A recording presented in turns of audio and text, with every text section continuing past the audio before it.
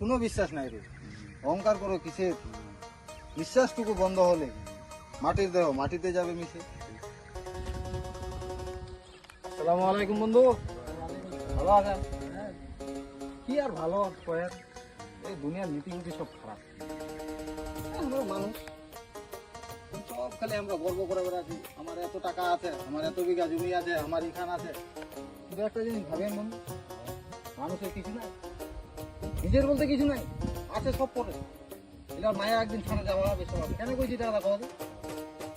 এই যে আমরা যে অক্সিজেন দিছি, এই যে গাছ গায়ে দিচ্ছে আমার অক্সিজেন, এটা আমার নিজের না।